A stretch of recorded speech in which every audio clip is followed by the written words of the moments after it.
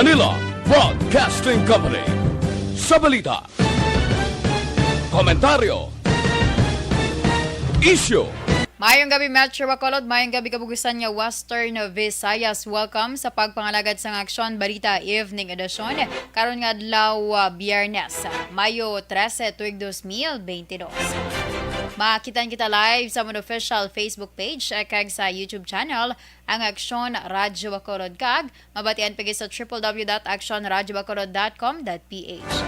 Ang yutag balita, Aksyon ang Defensor Lisay. Nagkaroon sa atong mga detalye o kung sa mga nagapanguna nga balita lokal.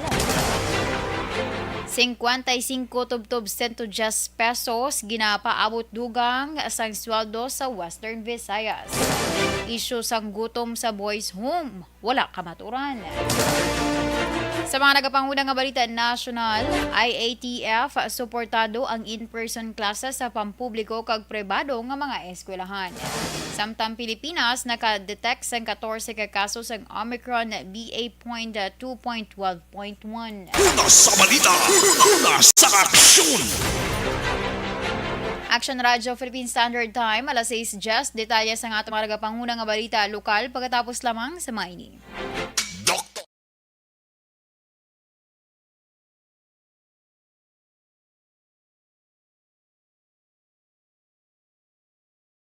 Alamin kung paano sumali sa ACS Millones! ACS Millones! Isulat ang iyong pangalan, address, contact number at signature sa isang papel. Ilagay sa white legal-sized envelope kasama ang proof of purchase. At sa labas ng envelope, isulat ang promo title, produktong ginamit at ang MBC station. Pwedeng ipadala o ihulog sa drop boxes sa MBC stations nationwide. DZRH Love Radio. Yes, the best. Easy Rock, Aksyon Radyo, and Radyo Natin. May weekly draws na, may grand draw pa. Hatid ng unique toothpaste, Pride Detergent, Star Wax Floor Wax, Shield Bath Soap, Smart Dishwashing, White Rose Papaya with Vitamin B3, at Charm Fabcon. Pwede kang maging milyonaryo sa ACS Millones!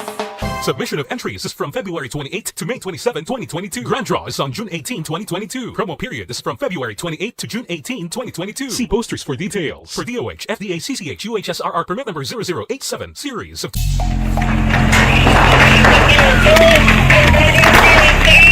Pressure na tayo! Pressure!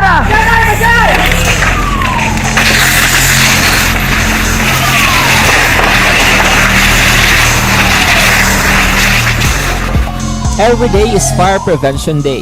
Gani importante nga maihibalo kita kung paano malikawan ang sunog. Yari ang pila ka mga action tips angot sa fire prevention. Sa tion nga maghalin sa balay, siguraduhon nga naka-unplug ang tanan nga saksakan. Likawan ang octopus connection o kung ang pagsaksak sang madamo gamit sa isa ka outlet. Dapat wala man sang overloading sa mga saksakan kag lantawon kung masarangan ang mga appliances nga nakasaksaka. Likawan ang mga substandard nga kagamitan. Hindi pag i-charge ang gadget overnight kaang isang cellphone. Taguon ang mga posporo, lighter, kag iban pa nga flammable materials sa mga kabataan. Ag siguraduhon man nga malayo ini sa kalan. Siguraduhon man nga wala nagalik ang inyong LPG. Sa isa ka business establishment, dapat mayara sang fire extinguisher kag dapat nakahibalo ang tanan sa pag-usar sini. Hibaloon man ang expiration date sang fire extinguisher kag i-refill kung expired na. Magpreparar sang fire exit plan lagi pa diri ang emergency exit o kung ang lugar nga wala sang harang nga pwede guaan sa tion sang sunog. Dapat nakasave sa inyong mga cellphone ang mga emergency numbers nga pwede tawagan sa tion sang emerhensya. Kung nagakalayo ang imong alawas, himuon ang stop, drop, kag roll. Para malikawan ang sunog, nagakinahanglan ini sang partisipasyon.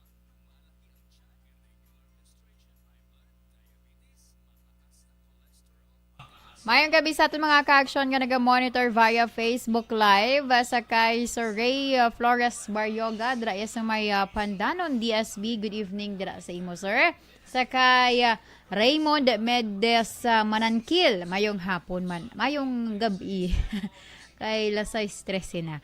Sa kay Sir Gilbert Odario, mayong gabi man, kag salamat sa pag-monitor. Sa kay Sir Jonathan Renaxe, good evening, Action An. Shout out family Iskanar sa Purok Durarog. Durarog, gid ba ni siya? Sa Barangay Mailom, Syudad sang Bago. Sige, thank you so much, man. Sakay, Ma'am Ana Sinoro, mayong gabi. Sige, salamat sa pag-monitor. Okay, sige, sa iban pa natin yung mga ka-action, padala ka mo sa inyong mga mensahe kay aton ina nga pagabasahon. Sa kay Ma'am Vanessa Mayo, with Doc Matt Mayo, thank you so much good sa pag-monitor. Mauduwa na kabilog ang iyang, ano ning isa man? Ano ning diamond, ng Action James? Ano ning diamond, kagang isa, do medal, the ribbon ata ni siya. Hola, kital? Bulok-bulok ko nung, ng meaning.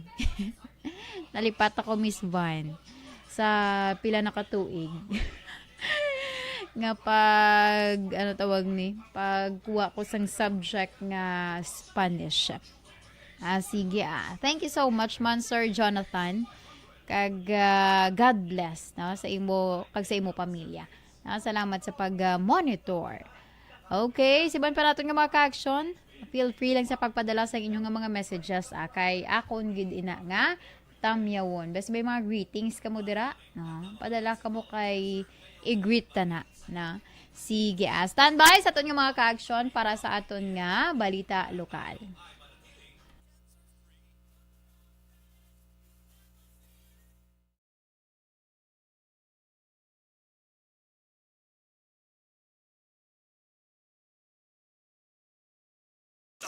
Una sa aksyon!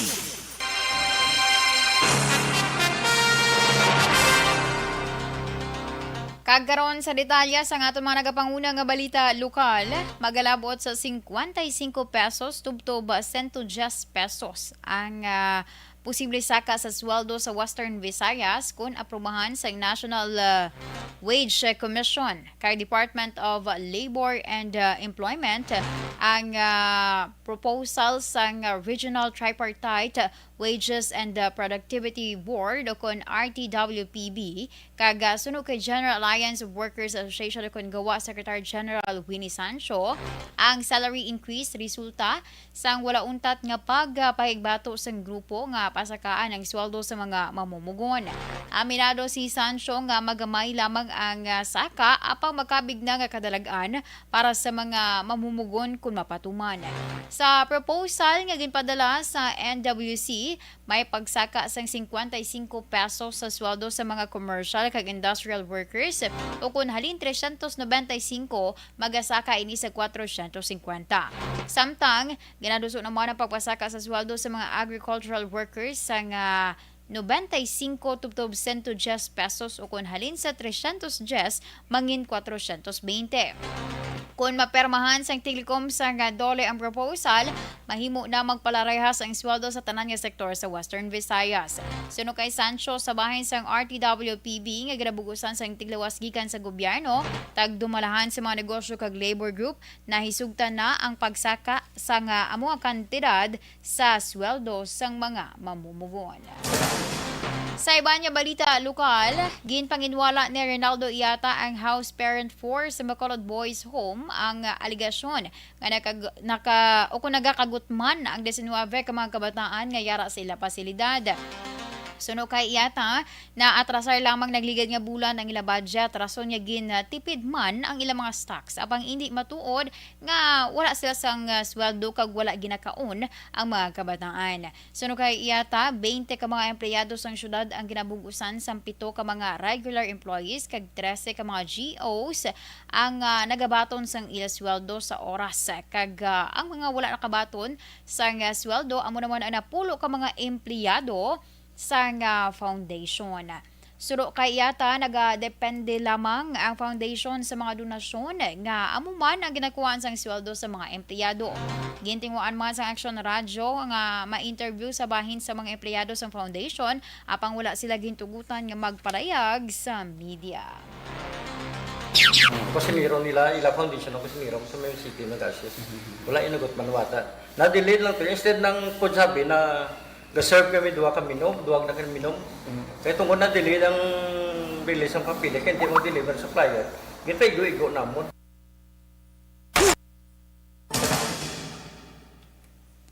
Ang Ang kabahin sa pagpahayag ni Rinaldo Iata ang house parent for sa Bacolod Boys Home.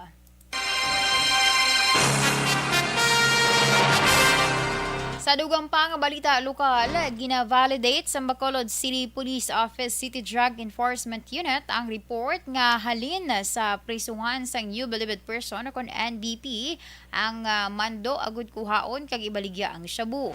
Ini ang nadiskobrehan ni Police Lieutenant Joven Bugato, ang head sang City Drug Enforcement Unit, matapos nadakpan ang mag-live-in partner nga sanday Pearl Jean Elera kag Rigel Troy Kimba kinasang kagahon sa Puro Kapawa, Barangay Punta Taytay, Syudad sa Bacolod. Suno kay Mugato si Reneboy Esmaldo nga stepfather ni Elera ang yara sa NBP. Amo ang nagamando sa iya gamit ang cellphone. Si Elera ang napriso sa tung Enero 2020 sa kaso man nga illegal possession of prohibited drugs kag nakagwa sang Agosto 2020 under provision. Suno kay Mugato napriso man sa Police Station 9 ang hinablos ni Elera angot sa droga. Si Elera kag Kimba ang nakuhaan sang 104 gramos sang illegal nga droga kag may standard price ini nga 1.1 million pesos.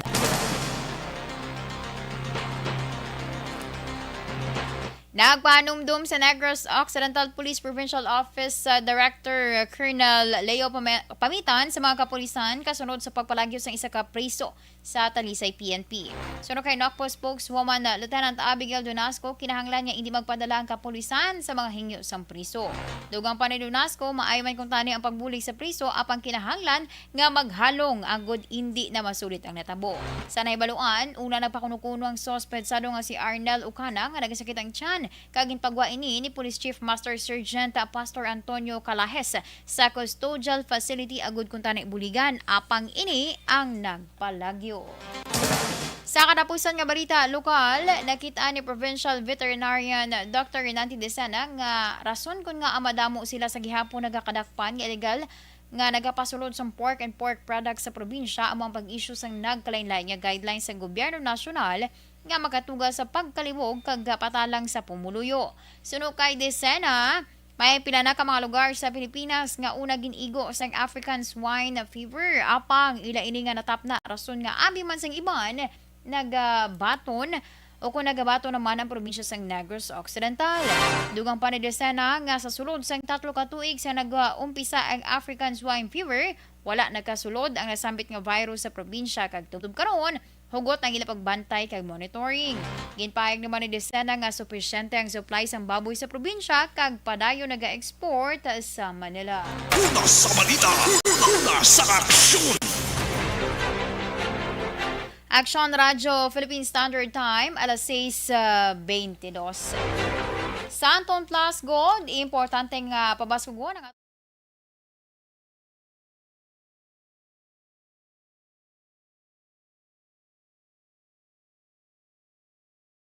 Alamin kung paano sumali sa ACS Milyones! ACS Milyones! Isulat ang iyong pangalan, address, contact number at signature sa isang papel. Ilagay sa white legal-sized envelope kasama ang proof of purchase. At sa labas ng envelope, isulat ang promo title, produktong ginamit at ang MBC station. Pwedeng ipadala o ihulog sa drop boxes sa MBC stations nationwide. DZRH Love Radio. Yes, the best. Easy Rock, Aksyon Radyo, and Radyo Natin. May weekly draws na, may grand draw pa. Hatid ng unique toothpaste, Pride Detergent, Star Wax Floor Wax, Shield Bath Soap, Smart Dishwashing, White Rose Papaya with Vitamin B3, at Charm Fabcon. Pwede kang maging milyonaryo sa ACS Milyones! Submission of entries is from February 28 to May 27, 2022. Grand draw is on June 18, 2022. Promo period is from February 28 to June 18, 2022. See posters for details. For DOH, FDA, CCH, UHSRR permit number 0087, series of...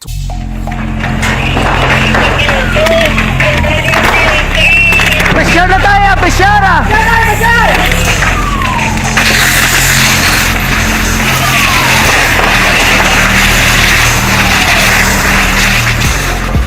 Every day is Fire Prevention Day.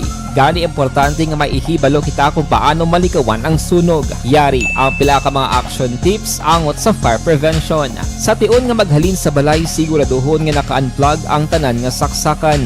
Likawan ang octopus connection o kung ang pagsaksak sang madamo nga gamit sa isa ka outlet. Dapat wala man sang overloading sa mga saksakan kag lantawon kung masarangan ang mga appliances nga nakasaksaka. Likawan ang mga substandard nga kagamitan. Hindi pag i-charge ang gadget overnight kaangis ang cellphone. Taguon ang mga posporo, lighter, kag iban pa nga flammable materials sa mga kabataan. Ag siguraduhon man nga malayo ini sa kalan. Siguraduhon man nga wala nagalik ang inyong nga LPG. Sa isa ka business establishment, dapat mayara sang fire extinguisher kag dapat nakahibalo ang tanan sa pag-usar sini. Hibaloon man ang expiration date sang fire extinguisher kag i-refill kung expired na. Magpreparar sang fire exit plan lagi padiri ang emergency exit o kung ang lugar nga wala sang harang nga pwede guaan sa tion sang sunog. Dapat nakasave sa inyong mga cellphone ang mga emergency numbers nga pwede tawagan sa tion sang emerhensya. Kung nagakalayo ang imo nga lawas, himuon ang stop, drop kag roll para malikawan ang sunog. Nagakinahanglan ini sang partisipasyon sang publiko. Kung nakahanda kita sa mga kalamidad, dapat preparado man kita sa sunog. Ini sa Action Daily Salazar para sa action tips nga nagapahanumdom nga maghalong sa tanan nga tion. Bangod sa pamahog sing COVID-19 pandemic, madamo sing kompanya kag local government unit ang nagpatuman sang work from home sa ilang mga empleyado. Naga-work from home kung naka-close contact sa nagpositibo sa virus o kung mismo nagpositibo sa COVID-19. Madamo sang benepisyo ang mahatag sang work from home, pero hindi naton malikawan nga ma-bored kag ma-stress bangod sa sini nga setup sa masobra na isa ka tuig nga pagpakiaway sa COVID-19. Base sa pagtuon sa United Nations International Labour Organizations, nagatugas sing stress ang tuman niya pag-usar sa gadgets kangay sa cellphone kag computer. Gani, iyarin tila kung mga poslanon nga action tips sa mga nag-work from home. Una, mag-set up sa workspace sa mga balay sa tuyo nga makafocus sa imong trabaho.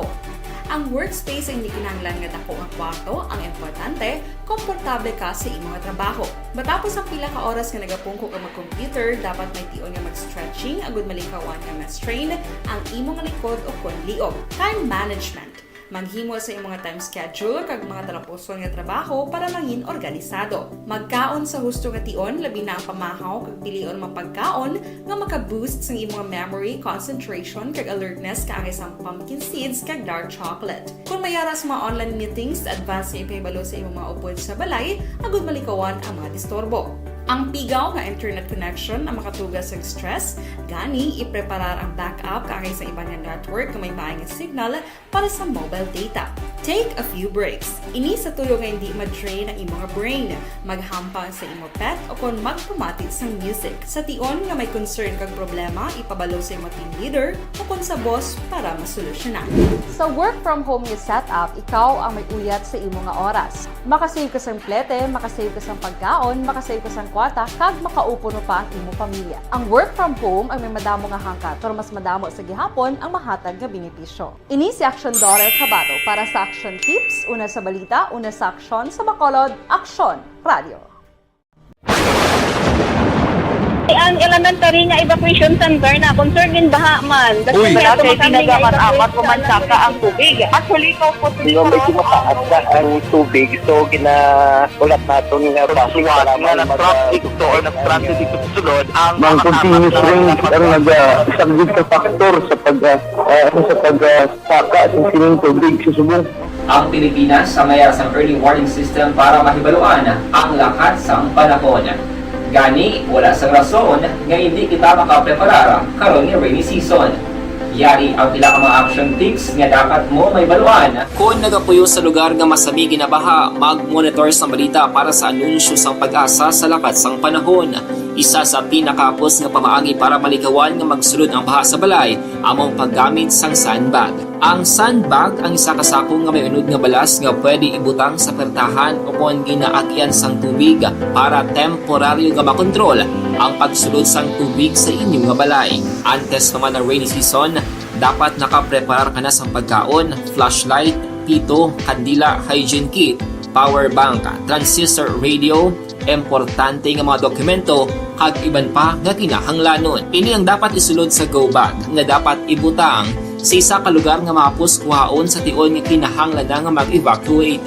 Sa tion sang pagbaha dapat butangan sang tape ang saksakan sang mga outlet kag ibutang sa mataas nga mga lugar ang appliances. Kunyara sa evacuation center, dapat man nga ipatuman ang minimum health protocol, face mask, face shield kag social distancing batok sa COVID. Sa panahon sa tigululan, dapat man proteksyonan ang ikaayong lawas batok sa pila ka mga masakit, kang isang dengue, leptospirosis, cholera, typhoid fever, hepatitis A. Nagpanugyan man ang DOH kay pabili ng proper hygiene kay pag-inom sang limpyo nga tubig. Lutuon sang husto ang pagkaon para malikawan ang contamination. Maghugas sang kamot antes kag pagkatapos ang kaon kag matapos nga mag-usar sang banyo. Likawan man ang paglangoy o kon pagtubog sa baha. Kini sa Action Dale Salazar para sa Action Tips nga nagapahanundong nga maghalong sa tanan nga tion. Okay, everyone, ako gali si Ann Defensor of Action Radio Bacolod. Kag subong sa 5 years na ako nga nagatrabaho for Action. And nagapasalamat ako syempre sa management sang sining ako nga trabahuan bangod kagkaroon sa detalye sa aton mga nagapangunang balita national, suportado sang Interagency Task Force ug IATF ang pagpatigayon sang in-person classes tanan nga pampubliko kag pribado nga eskwelahan para sa basic education. Ginklaro lamang sang IATF nga hindi paghimuon requirement ang pagpabakuna kag sa baylo gina-encourage ang tanan nga mga eskwelahan nga maghimo sang inisyatibo para sa COVID-19 vaccination programs. Ginpanugyan sang IATF nga makigangot ang mga eskwelahan sa DOH kag local government unit para ma-facilitate ang pagpangbakuna sa mga kabataan. Ginanunsyo sa Department of Health nga nakadetect ang Pilipinas ang 14 ka Omicron BA.2.12.1 cases sa Metro Manila kag Puerto Princesa. Suno kay Health Undersecretary Maria Rosario Vergere, nakakumpleto na sang home isolation kag karon asymptomatic ang 2 ka local cases nga na-record sa Metro Manila. Dugang pa ni Vergere, ginausisa na sang DOH ang vaccination kag quarantine and testing information sang 39 ka mga na-close contacts sang duha. Ginanunsyo man sang DOH ang 12 ka kaso sang Omicron sa variant sa Puerto Princesa, sa diin 14 ka turista kag isa ka local individual ang nagpositibo sa COVID-19 nagligad nga Abril 29. Sa 15 ka kaso, 5 ang nagbatsyag sang mild symptoms kag ang nabilin wala na sang sintomas ang virus kag recovered na. Una sa balita, una sa aksyon. Action Radio Philippine Standard Time, alas 6:31, inyo ginpamatian ang kabusan nga detalye sa atong mga natipon nga mga balita. Diri lamang sa Action Balita Evening Edition, karong adlaw Biyernes, Mayo 13, 2022. Sa liwatan nyo tagbalita, Action and Defensor Lisay. Una sa balita na sa Action, sa Bacolod, Action Radio. Action Radio number